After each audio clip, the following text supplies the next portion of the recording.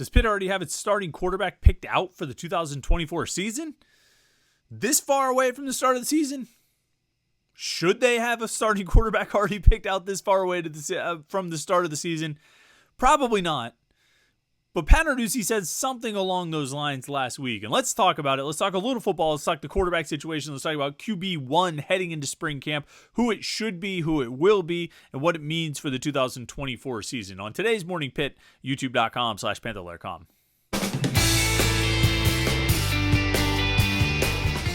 It's Tuesday. It's the Morning Pitt. It's youtube.com/Panther-Lair.com. I'm Chris Peak from Panther-Lair.com. You know the website, Panther-Lair.com. Pittsburgh.rivals.com. The most comprehensive source of Pitt sports news on the internet, football, basketball, and recruiting. You find it all at Panther-Lair.com and message boards to interact with hundreds and thousands of other Pitt fans. All day, every day, Pitt fans are hanging out at Panther-Lair.com, Pittsburgh.rivals.com.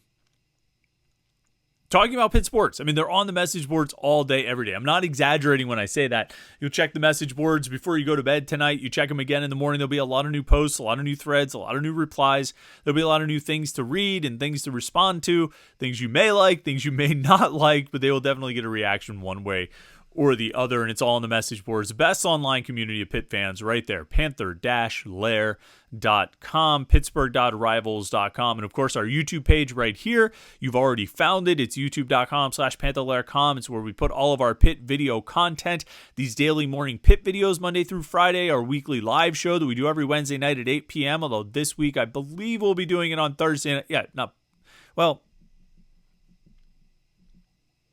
We'll do it on Thursday night at 8 p.m.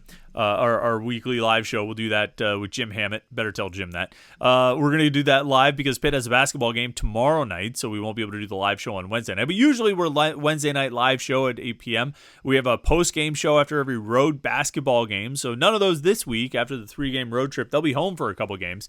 And then once they get back on the road, we will go live after those games. And of course, that applies to the postseason as well, the ACC tournament, and anything else that this season might bring for the Pitt basketball team. But we do it all right here at youtube.com/Panther-Lair.com. So if you want to make sure you don't miss any of that content, subscribe to our YouTube channel. That way you can turn on notifications. You'll get an alert sent to your phone whenever we go live, whenever we post new content right here at youtube.com/Panther-Lair.com.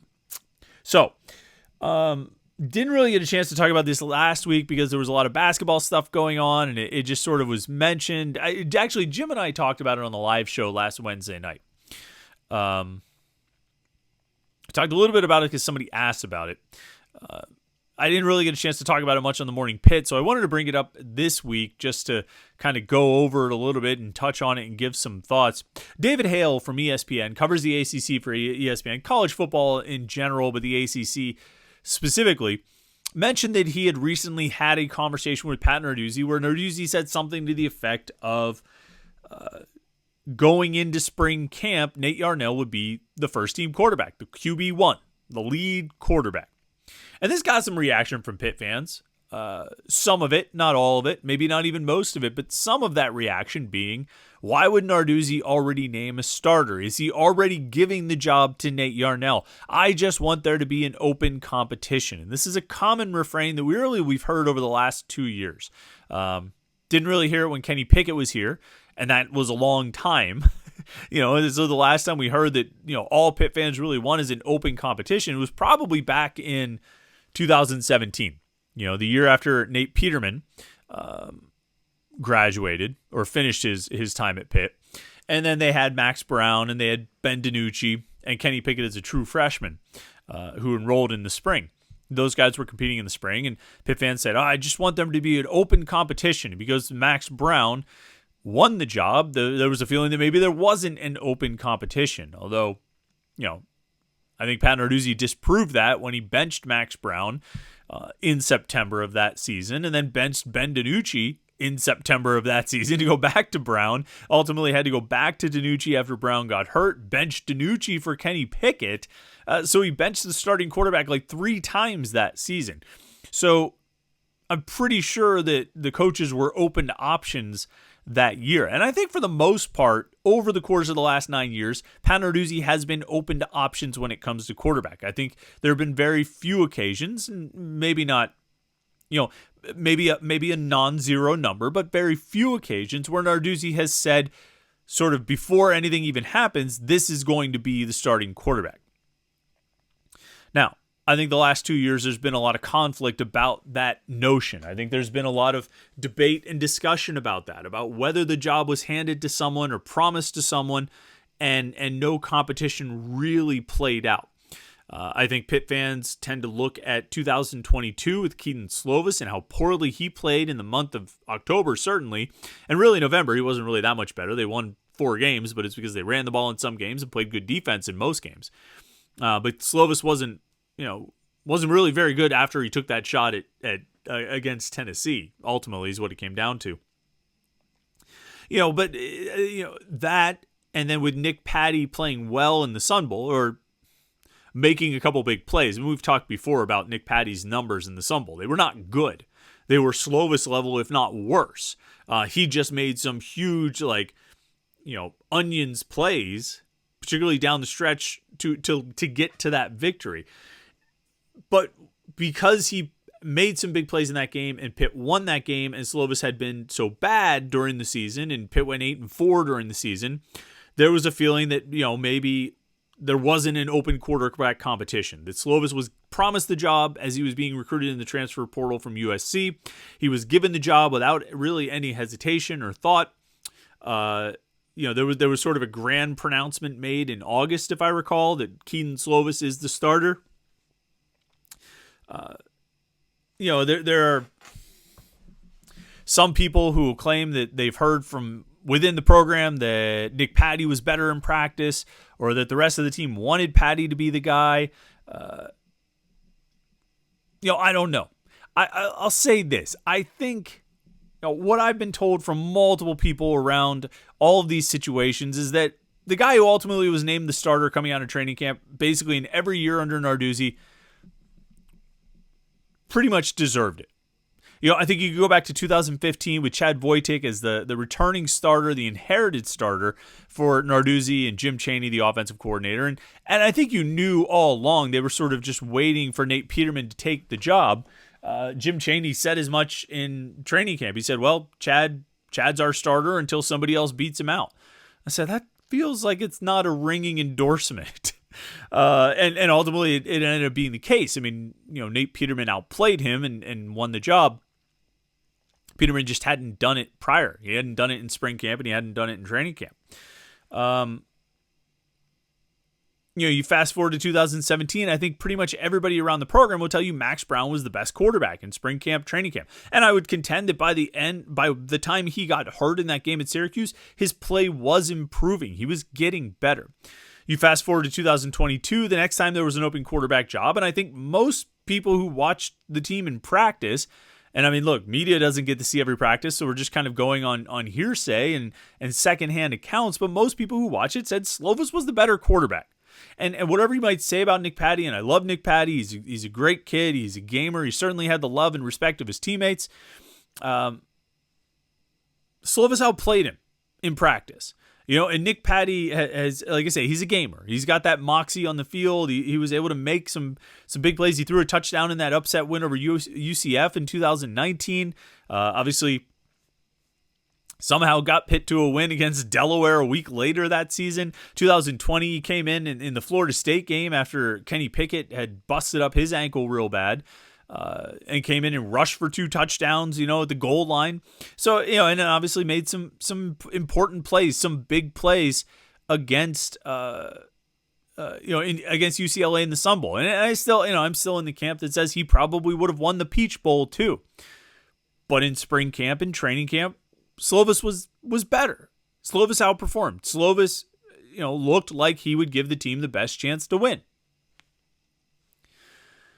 And then you fast forward to this past season, and this might be the most egregious example. This might be the one example that sort of, if you're looking for that situation that, you would say, oh, Narduzzi just clearly gave the job to somebody. He promised the job to somebody coming out of the transfer portal, and he gave that guy that job and never even thought twice about it, and there was never any competition. This might be the year you point to, with one sort of glaring caveat. And the caveat being that, yeah, I think the job probably was promised to Phil Dracovic. I think the decision probably was made before spring camp ever started. I think it was always known that Dracovic was going to be the starter. But I think it was Frank Cignetti. And I don't think it was Pat Narduzzi. I don't really think Pat Narduzzi promises jobs to guys. It just doesn't feel like his style. You know? And I think he wanted all of us to know that it was Cignetti who picked the quarterback. And I don't think he was just saying that to sort of throw the blame. I think he was saying that because it's the truth that the offensive coordinator picks the starting quarterback. That's his decision, and who, sticking with it as long as they did was Cignetti's call. I think it was ultimately Pat Narduzzi stepped in and said, we have to try something different at quarterback before a change was ultimately made. Left to his own devices, I suspect Cignetti would have stuck with Phil Dracovic as long as Dracovic's body could have held up through the 2023 season. That's my own sort of suspicion, that's my own assumption, and that's sort of what I've gathered on talking to different people around the program. And I think when the change was finally made, it was made at Narduzzi's insistence, as opposed to Cignetti's, change of course, or change of action, or change of mind about Phil Dracovic. And so as we come into 2024, there's a couple of things. As we come into 2024, before I talk about Nate Yarnell specifically, and this situation, you talk about that guy, Pat Narduzzi. If there was a lesson for him to take from 2023, it has to be this. Trust your eyes. Trust your eyes. Yeah, you're a defensive head coach. I know that. You spend 85% of your time with the defense. I know that. You defer to the offensive coaches on offensive personnel decisions and all that. I understand that. But you're watching. You're watching the games. You're watching the practice. You're watching the film. You're seeing it all. Okay? And if me and everybody else out here could see by halftime of the West Virginia game that Phil Dracovic didn't have it, by halftime of the West Virginia game that Phil Dracovic needed to sit, and by halftime of the West Virginia game that Phil Dracovic never needed to throw another pass for Pitt, then you, veteran of decades in football coaching, offense or defense, I don't care, should have been able to see it as well. I'm not going to, but I can't sit here and assume that Narduzzi didn't see it. I think this was a matter of him deferring to the offensive coordinator. And so that's the lesson for 2023, from 2023. Trust your eyes. And if you walk into the OC's room and you say, we can't play this guy, we have to change, we have to try someone else, what do you think? And the OC says, I don't know, I kind of like the guy that we've been going with. I think I need to stick with the guy we've been going with. He's real close. He's going to get this. He's going to get that. I think you have to trust your decision making. You have to trust your eyes. You don't want to meddle. You don't want to micromanage. You don't want to overcoach here and make every decision for your coordinators and position coaches. But at the most important position on the field, if a guy stinks, if a guy's not getting it done, if a guy's not making plays to help you win games, you have to make, and you don't think the OC is going to make the call, you have to make the call. And if the OC really pushes back and says, no, man, I really believe in our guy that's starting, you say, okay, block off my next 2 hours. I'm going to sit down. You roll through the film and you show me why this is going to work. You show me why it's close. And if you can convince me, then you keep your guy. But if you can't convince me, then you either spend the next 2 hours after that showing me why the backup's not the guy to step in and take a shot, or you just do what I'm telling you to do. I think ultimately that's what happened this past season after the Virginia Tech game when they had an off week. I think Narduzzi said, it's time. We need to make a change. And I think it was a decision he had to make and force on him. I don't want to say force on Cignetti. I think Cignetti was willing to do whatever Narduzzi told him to do because he's, an employee. But I think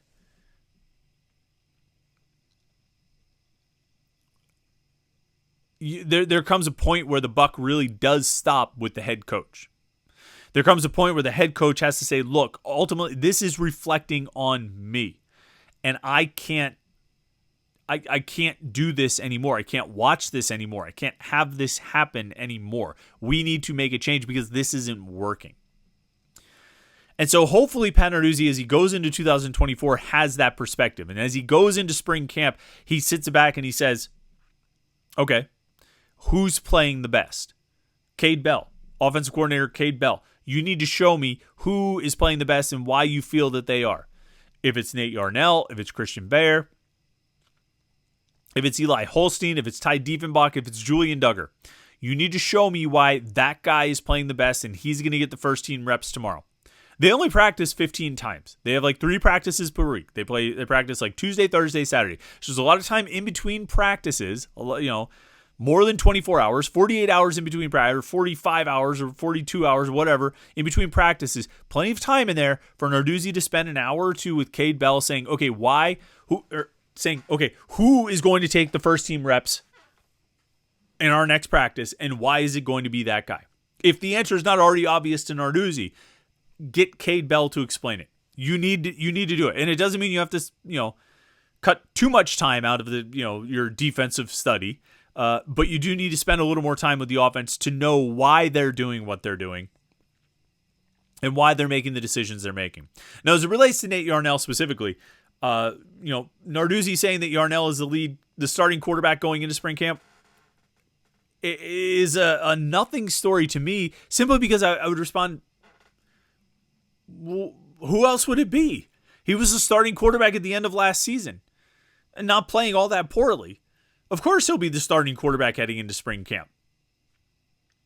I don't see any real big issue with it. It seems like the obvious decision to make. And keep in mind what we're talking about here. When we're talking about the starting quarterback going into spring camp, that means the guy who on the first day of spring is going to be with the first team. That's it. Could change by the end of the first practice. Could change by the second practice. Could change by the 8th practice. And it might change a few times. Maybe one day it'll be Yarnell. Maybe one day it'll be Vare. Maybe one day it'll be Holstein. Maybe one day it'll be Diefenbach or Duggar. Who knows? I mean, I'm guessing it'll probably just be Yarnell or Vare.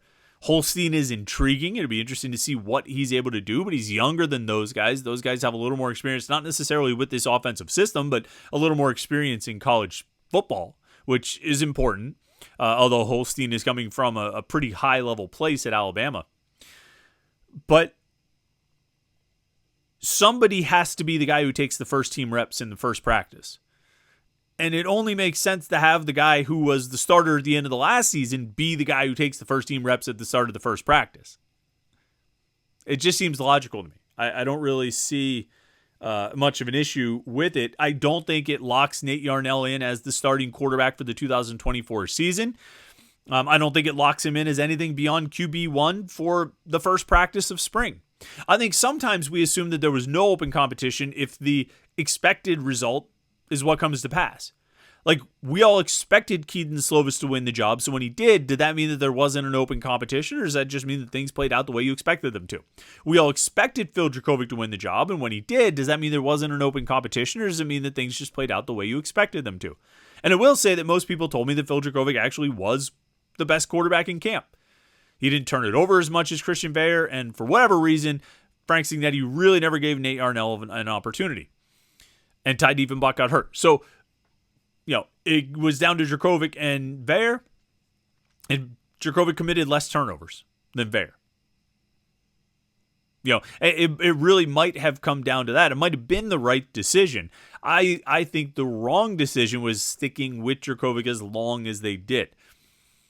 And there again, we come back to that main lesson for Pat Narduzzi of trust what you're seeing and demand a change if you feel that one needs to be made. You're the head coach. You can lead, you can force it if you want to. You are allowed. You are allowed. Now, if it's me, like I say, obviously I'm putting Nate Yarnell in as QB1 heading into spring. we'll see how all those guys perform, but it would not shock me in the least if Nate Yarnell is the starting quarterback against Kent State on August 31st. I mean, it really wouldn't shock me. I think he's a better option than Christian Bayer. If nothing else, he turns the ball over less, puts the ball in jeopardy less, and actually seemed pretty effective running the offense last season. With that offense, Frank Cignetti's offense, not with Cade Bell's offense. I just don't know what to expect out of Holstein, Diefenbach, or Duggar.